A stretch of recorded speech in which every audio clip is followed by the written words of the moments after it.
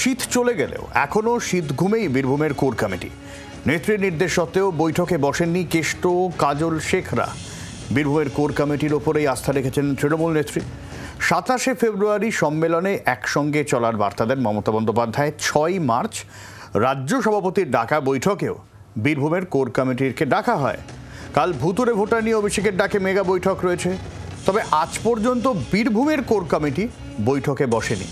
তাহলে কি ধরে নিতে হবে যে অনুব্রত কাজলদের মধ্যে দ্বন্দ্ব রয়েই গেল? আমাদের সঙ্গে টেলিফোনে রয়েছে আমাদের প্রতিনিধি শ্রেয়সী গাঙ্গুলি। আমি শ্রেয়সীর কাছে যাবো। শ্রেয়সী, প্রশ্নটা তো উঠবেই, কারণ এখনো পর্যন্ত কোর কমিটি বৈঠকে বসলো না। একসঙ্গে অন্তত কাজল শেখ, অনুব্রত মণ্ডল এক ঘরে বৈঠকে ঢুকছেন, বৈঠকে করছেন, এরকম কোনো ছবিই বেরোলো না। দেখো, বৈঠক তো ডাকা হয়নি। 15 ডিসেম্বর মাসে শেষ বৈঠক হয়েছিল, তারপর থেকে কোনো বৈঠক হয়নি। এরপরে কিন্তু 27শে ফেব্রুয়ারি মমতা বন্দ্যোপাধ্যায়ের যে নেতাজি ইন্ডোর স্টেডিয়ামের যে সভা, সেই সভাতে মমতা বন্দ্যোপাধ্যায় তিনি স্পষ্টত বলেছিলেন যে কোর কমিটি কাজ করবে বীরভূমের ক্ষেত্রে এই ভুতুরে ভোটার ধরার জন্য।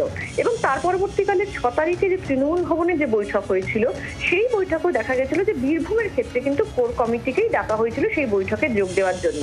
অর্থাৎ এই যে ভোটার লিস্ট নিয়ে কিভাবে কাজ হবে, সামগ্রিক সমস্ত কিছু নিয়ে আলোচনার জন্য। কিন্তু সেই বৈঠকও চলে গেছে। আগামীকাল অভিষেক বন্দ্যোপাধ্যায়ের বৈঠক রয়েছে এবং সেখানেও কিন্তু কার্যত মনে করা হচ্ছে যে এই ভুতুরে ভোটার ধরার জন্য একাধিক বিষয় আলোচনা হবে। কিন্তু কোনো ক্ষেত্রে কিন্তু এই যে 27 তারিখে যে মমতা বন্দ্যোপাধ্যায় তিনি বলে দিলেন যে ভুতুরে ভোটার ধরার জন্য বীরভূমের ক্ষেত্রে কোর কমিটি কাজ করবে, 6 তারিখে বৈঠক হলো তৃণমূল ভবনে, আগামীকাল আরো একটা বৈঠক হতে চলেছে। কোনো ক্ষেত্রেই কিন্তু দেখা যাচ্ছে 27 তারিখে। আমি এই জায়গাতেই সঙ্গে থাকো, আমি একটু মমতা বন্দ্যোপাধ্যায় তুমি বললে কি বলেছিলেন একবার শোনাবো।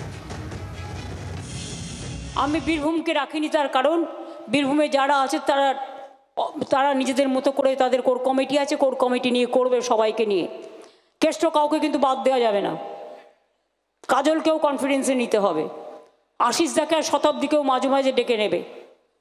কাজেই সবাই মিলে করবে। শ্রেয়সী, দেখো, নির্দেশটা কিন্তু ছিল কেষ্ট কাউকে বাদ দেওয়া যাবে না, কাজলকেও সঙ্গে নিতে হবে। শ্রেয়সী, যেরকম আমরা জানি যে কোর কমিটি গড়ে হয়েছিল যখন অনুব্রত মণ্ডল জেলে ছিলেন। এই কোর কমিটির হাত ধরে পঞ্চায়েত থেকে বিধানসভা ভোটে বীরভূমে কিন্তু ভালো ফল করেছিল তৃণমূল কংগ্রেস।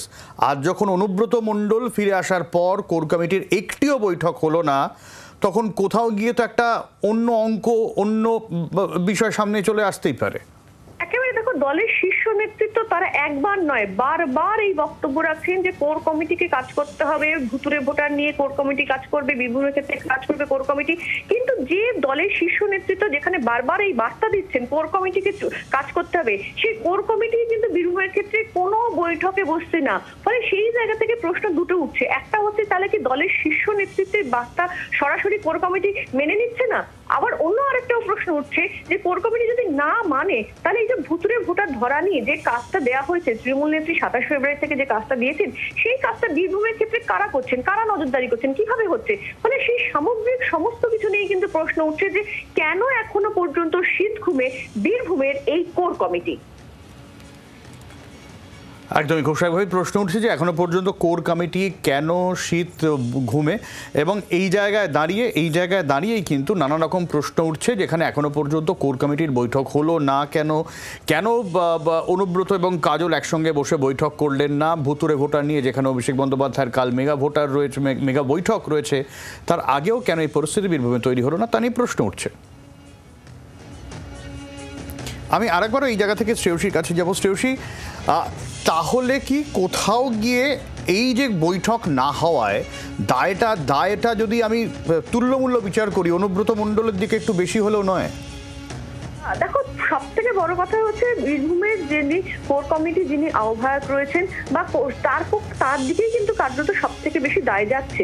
তার কারণ এক্ষেত্রে ডিসেম্বর মাসে তারা লাস্ট বৈঠক করেছিলেন, তারপর থেকে কোনো বৈঠক করেননি।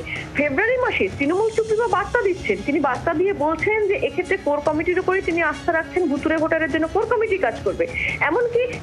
এমনকি সেক্ষেত্রে মার্চ মাসের 6 তারিখে দলের তৃণমূল ভবনে যে বৈঠক হচ্ছে, সেই বৈঠকেও কোর কমিটিকে ডাকা হচ্ছে। কিন্তু তা সত্ত্বেও দেখা যাচ্ছে যে কোর কমিটি কোনোভাবেই তারা মিটিং এ বসছে না। ফলে সেক্ষেত্রে তৃণমূল সুপ্রিমো তিনি বার্তা দেওয়ার পরেও কেন কোর কমিটি 27 তারিখে তিনি বার্তা দিয়েছেন কোর কমিটিকে, কিন্তু আজকে 14 তারিখ হয়ে গেল, 14ই মার্চ, সেই জায়গা থেকে দাঁড়িয়ে যে এতগুলো দিন চলে যাচ্ছে, বারবার কোর কমিটির উপরে ভরসা দেখাচ্ছে রাজ্য নেতৃত্ব, সেই জায়গা থেকে দাঁড়িয়ে কিন্তু কেন কোর কমিটি কোনোভাবেই কোনো বৈঠকে বসছে না, কোনো আলোচনা করছে না? তাহলে কি কোর কমিটির দুটো কারণ হতে পারে। একটা হচ্ছে যে এই যে দ্বন্দ্বের যে জায়গাটা, সেই জায়গাটা কি তাহলে এখনো প্রকট, এখনো কি তাহলে সেক্ষেত্রে একসঙ্গে চলার বা ঐক্যবদ্ধ হয়ে চলার জায়গাটা তৈরি হয়নি? আর নয়তো আর একটা হতে পারে যে শীর্ষ নেতৃত্বের বার্তা কোর কমিটির মিটিং ডাকার দায়িত্ব যা তিনি সরাসরি একদমই। এবং গত বছরের শেষে ডিসেম্বরে রামপুরহাটে দলের জেলা কোর কমিটির বৈঠক যখন হয়েছিল, তার শেষে এটা জানা গেছিল যে অনুব্রতর তত্ত্বাবধানেই এই কোর কমিটি চলবে, জেলা তৃণমূল কংগ্রেস চলবে। তারপরে যখন নেত্রী যেরকম আমরা বক্তব্য দেখালাম, মানে বৈঠকে আলাদা করে বসার কথা বললেও যখন বৈঠক হয় না, তখন কি কারণে হলো না তা নিয়ে কিন্তু একটা জল্পনা নতুন করে আবার শুরু হয়েছে। বাংলার আওয়াজ, বাঙালির আবেগ, জি 24 ঘন্টা।